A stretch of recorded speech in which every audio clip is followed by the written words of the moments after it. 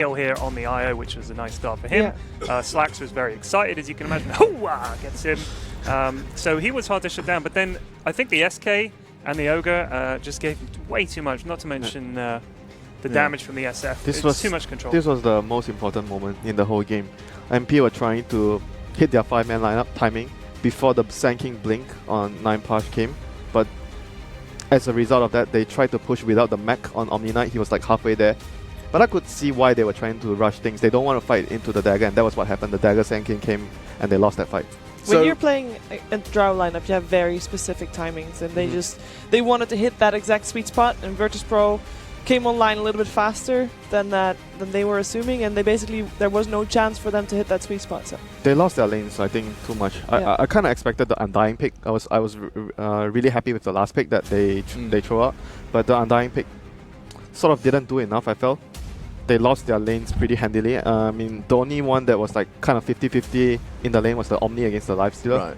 But the other lanes went really badly for NP. And in Dota, if you lose two lanes and the other lane is 50-50, the game is going to be really hard for you. So I mean, was Envy really having that much of much trouble in because like I said, MP always plays around their carry a lot. They stack for him, they protect him in the lane. As a result of their playstyle, they sacrificed Envy, and he was on his own, even though he had draw aura against with the OD against the Shadow Fiend, but Shadow Fiend had backup. He had the IO running around, healing him. He had the Ogre running to the mid lane all the time, so it was difficult for Mr. Jackie Mao to do his thing in the lane. So you kind of expect him to lose his lane under those circumstances. Right. Yeah. So what's interesting as well is when you bring up the scoreboard, it just tells you one thing. It was an incredible one-sided affair. Very little positives to be taken away. No, there's a lot of like strategy involved in this game. It was a very strategic victory for VP, I feel. Like they won their lanes. They needed to win their lanes. Otherwise, the push comes and they're not going to be able to defend. I mean, Ted even mentioned, I think it was also a very valid point. Once you lose your lanes that hard as MP, you don't have stuns. You don't have any way to initiate the fights. Yeah. You're like kind of counting on, Rubik, please steal Borrow Strike. Please steal something. You need that. I honestly think Sand King, I mean, he's one of my absolute favorite heroes, and he is so strong.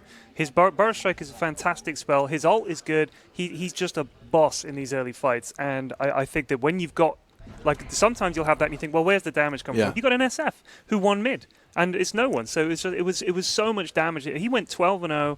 That's what you want. You want nice setups from the SK, and then Shadow Fiend kills someone. I mean, the first blink fight, it wasn't even like perfect. He blinked in, and he only got one hero. He got the Omni. Yeah. But the thing is, like, the follow-up from the Shadow Fiend was more than enough for them to secure the fight.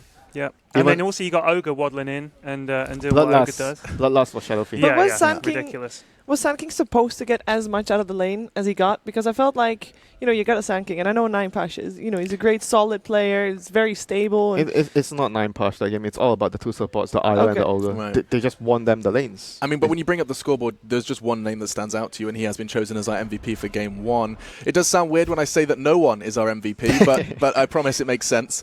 Indeed. Actually, we had a discussion. Is it no one or is it Noon? Shiva, you actually asked him, didn't you? Yeah, so at the summit, at some point, Lil came up to me. He's like, "Why are you calling no one Noon? No one?" Because it's actually Noon, and I didn't know. I recited something because at some point everybody did start calling him Noon, and then no one at that point was in Team Vega, and the Vega Twitter account tweeted saying something. It feels weird. People calling no one Noon. Why are people doing that? So everybody went back to calling him no one, and then I asked no one's like, "What do you want to be called?" Like, I don't care.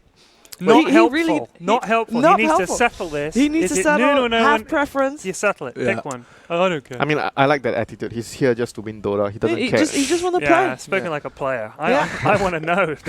This is important. It also makes it sound really funny on Analyst Desk when we're saying no one was very impressive in that game. Yeah, and some find that funny, but a little like. I like but you end up saying weird stuff. Yeah, and he didn't like it. So no one but the supports were the MVP there. Yeah. There was a bit of the MVP was no one. I mean, in the CS team, you have someone called Somebody, and that's equally as fun. Somebody might get a kill. No one has got a kill. It's a lot of fun. I've been asking you a lot of questions. We can actually go ahead and have one from social media. We're throwing a question, I believe, into the stratosphere, and that is, how did Machine prepare for hosting a Dota 2 event? Well, good question from, who is that? Matty Nico. I had so many offers from so many people. It was actually wonderful. As soon as the announcement went live, I had, stats guys, I had friends who play the game, I've had these guys, these panelists, everyone just throwing information at me, and I just gobbled up as much as I possibly could. That's a lot of information to try and go along. It's a little overwhelming, absolutely it is, but my job is just to make you guys have fun, talk about some games, and hopefully I can say welcome to the Boston Major and not talk about wheelchairs and not bring a whiteboard. I can do all of those things. You can manage those. Yeah. That's lesson one. If you can get past that obstacle, you'll do fine. Yeah. Okay, well, I'm doing okay so far. So far, so good. So far, I mean, I'm not making any promises. I have seen a very nice, kind of appealing-looking whiteboard out there I might use for some diagrams later on. But in answer to that, I've also been doing a lot of the, what's it called? What am I looking at? Replays? Replays with Pyrion. We had a lot of fun. We had a couple of beverages. I asked on Twitter, I said if there's a particularly iconic moment or game that you think we should show Machine. A lot of them confirmed what I was already preparing to show you, but there were a couple of nice ones in there. And we didn't get a chance to watch all of them, but we will. Yeah. Most of them came from TI3. TI3, I mean, that is seen as like this iconic tournament, obviously, but I was trying to bring you up to date on some other ones. It's the big X, $6 million record slam. I feel bad now. All I did was tell him what was happening in the game before. Winter, you also told me lots of things. You told me that Ogre Magi is called Blue Fat. Yeah, so that is important information in Chinese, I should specify, not just in Winter's mind. Anyway, talking of Blue Fat, this is the worst segue ever. Okay. The Twitter logo is blue, and they've got another tweet. Nice. You see that? Smooth as butter. In what ways will Monkey King and the new patch change the meta? Oh, we're talking about new patches already. I'm going to try and be polite, Alfie, and I'm going to say nobody knows. There's no way that we can predict how the meta will change when we don't know the patch. We don't know exactly how the hero is going to work. It's like saying, what do you think will happen when aliens arrive? It's a complete speculation. We'd have to guess. So it is going to be a huge patch. We know that. This is the longest we've waited for a patch in Dota. So as far as I'm concerned, this is going to be, a lot of people are saying Dota 3 and all the rest of it. It is going to be big. I don't think it's going to be quite as big as some people think, but it is going to be a big change. And I'm glad that we are talking about the patch and how long it's been standing, because to a lot of people, Winter, it's been seen as one of the most balanced / competitive patches we've had in Dota 2. Yeah, I think it's great. Like, so many heroes are pickable. Yeah. A lot of strats are viable. It's really good for the players, the people are watching. Everybody has their own strategy going on, and every strategy that they come up with could potentially work if you execute it properly, which, in some cases there has been patches where, you need to ban out these 4 heroes because otherwise, you're going to lose. Because if you let one through and your enemy gets it, Yeah, you've come at a good time, Alex. Dota is a good place.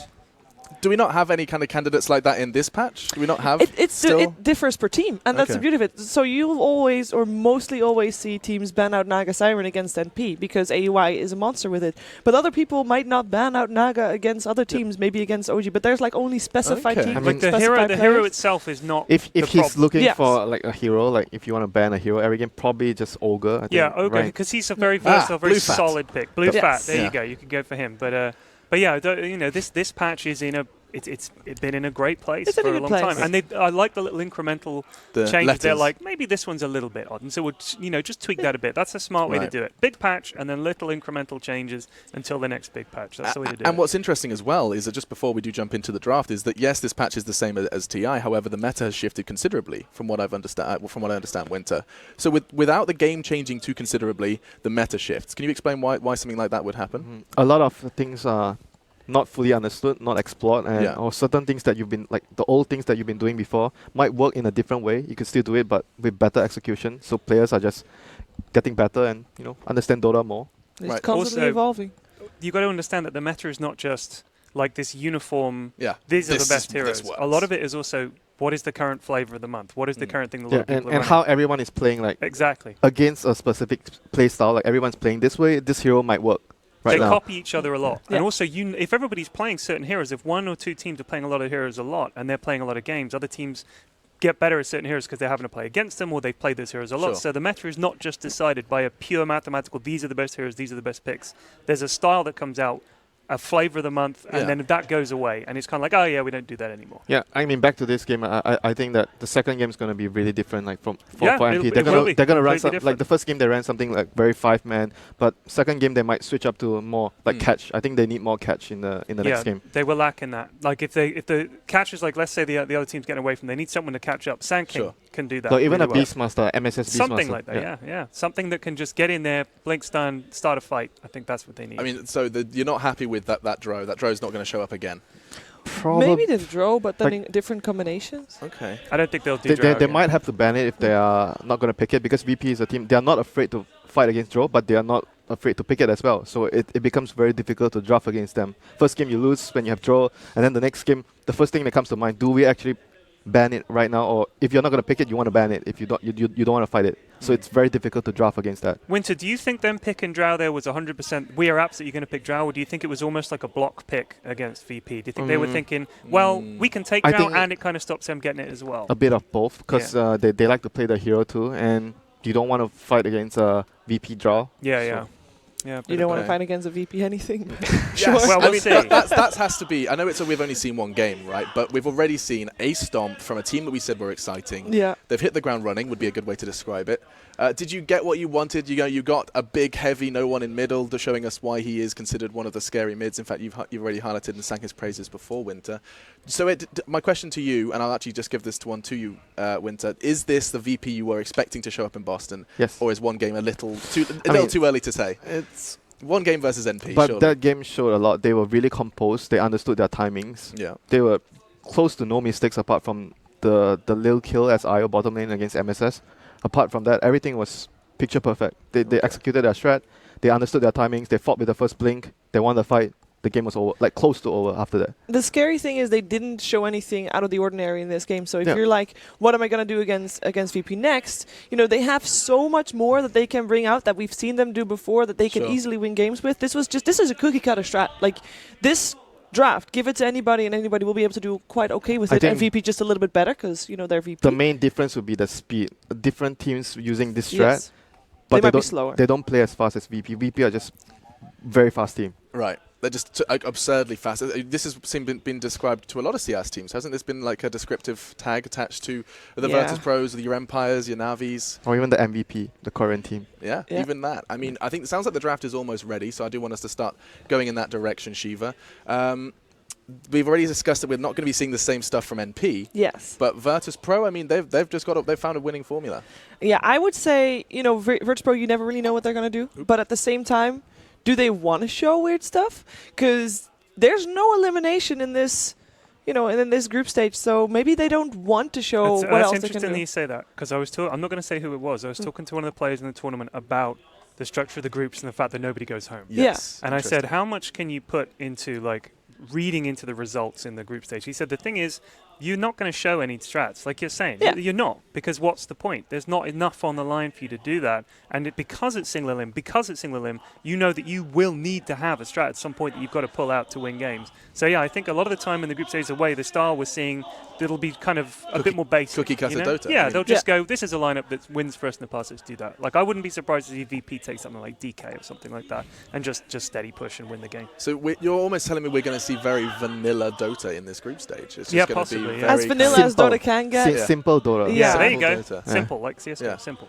Hey, the guy, not the game. giving the me guy. parallels. Yeah. I wasn't sure if you were just jabbing CS. then. No. I Yeah. like CSGO. I play CSGO, for goodness sake. Yeah, absolutely you do. So it looks like they are getting prepared for the draft. I am seeing notes, so hang on a second. There isn't necessarily zero prep. You still have to. I mean, let's not forget. We need to reiterate how this format's working, because I feel like we are going to keep mentioning in passing. You still have to. If you top your group, you play the fourth seed of the other, right? Yeah. Yes. It's still a huge advantage. I mean, if you look at these groups, especially, you know, if you look at who's going to be meeting, say, your Wings, your OG, your EG, those are people, especially in single elimination, you want to be climbing up that prize pool before you ever go near them. Oh, it's yeah. It's not like Yeah. this is a... I I don't want mean, to dismiss this group stage. No, that's what I'm no, saying. one best of 3 win. So if you are getting first seed and you go to main event and you get only one best of 3 win just against the number 4 of a group, Yeah. you already double your prize pool. It's just that simple. One best of 3, you double what you have, and that's like all the way up to the finals, which is crazy. Look at that guy. He sees the Shadow Demon first pick. He picks Luna. He picks Ogre. He doesn't care that they're Stretches Shadow his Demons. arms. I mean, they got Ogre again, so I'm sure he's pretty happy about it. That's one of their most important heroes to allow their system to function. And the reason they open up with the Luna as well is to discourage. They don't want to give the enemy Shadow Demon plus Luna together. So that's the initiating hero. They need someone to be able to start the fights for them. Clockwork has been on the rise recently on offlane. I'm glad. You're one of my absolute favorite heroes. I think he's fantastic. We watched